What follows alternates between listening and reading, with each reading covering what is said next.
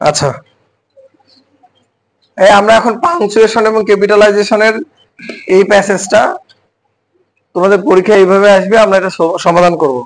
Punctuation এবং ক্যাপিটালাইজেশনের অর্থ হচ্ছে, তোমাকে পাংচুয়েশন মানে কি, বিরাম চিহ্ন পড়াই নেই? বিরাম চিহ্ন, ফুল স্টপ, কমা, সেমিকোলন, ড্যাশ, হ্যাঁ, কোথায় বসাবো। আর ক্যাপিটালাইজেশনটা হচ্ছে কোথায় বড় হাতের অক্ষর বসবে, এই জিনিসটা। তো একটা এক্সাম্পল এখানে লেখা আছে, হি never goes to Madrasa, he is an idiot, he never passes an examination, teachers do not like him. সর্বপ্রথম আমাদের নিয়মটা কি ছিল, একটা সেন্টেন্সের বাক্য, একটা সেন্টেন্স গঠন করতে হলে তার প্রথম অক্ষর, প্রথম ওয়ার্ডের প্রথম অক্ষর বড় হাতের। সেই সুবাদে এখানে হি নেভার গোস টু মাদ্রাসা, এটা একটা সেন্টেন্স না? তাহলে এই সেন্টেন্সের প্রথম অক্ষর কি এখানে হি, তাহলে হি এর এইচটা ছোট হাতের না, এটা কি হয়ে যাবে, হি থেকে আমরা এখানে লিখবো হচ্ছে বড় হাতের H, he never goes to madrasa. আচ্ছা, এরপরে দেখো আরেকটা হি আছে না, হিটা সাবজেক্টিভ না অবজেক্টিভ ওয়ার্ড? সাবজেক্টিভ। তার মানে এখান থেকে আরেকটা বাক্য শুরু হবে। তাহলে এখান থেকে যদি আরেকটা বাক্য শুরু হয়, তার মানে তাহলে এখান থেকে একটা বাক্য শেষ। তাহলে একটা বাক্য শেষ যদি অ্যাসার্টিভ বাক্য হয়, তাহলে তার শেষে আমরা কি দিই, ফুল স্টপ দিই না? সেজন্য এখানে আমরা কি দেব, একটা full stop.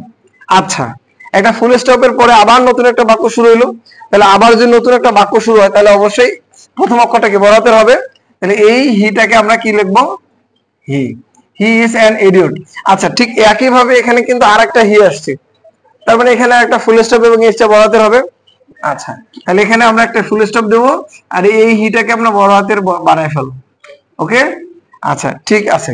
He never passes an examination, এরপর বলছে কি, teachers do not like him.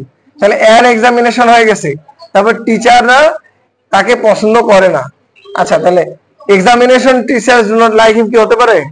তাহলে অবশ্যই অ্যান এর পরে অ্যান থেকে এটা ক্লোজ, তাহলে এই এক্সামিনেশনের এখানে একটা ফুল স্টপ, তার মানে আরেকটা বাক্য শেষ হলো।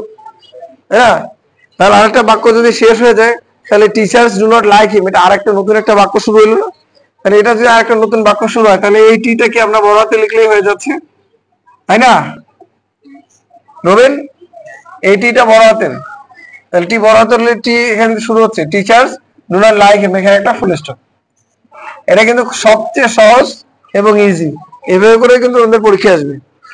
ঠিক আছে, এই জিনিসটাকেই আমরা বলি পাংচুয়েশন এন্ড ক্যাপিটালাইজেশন। সবাই বুঝছো? আচ্ছা, আমরা আরেকটা প্র্যাকটিস করব।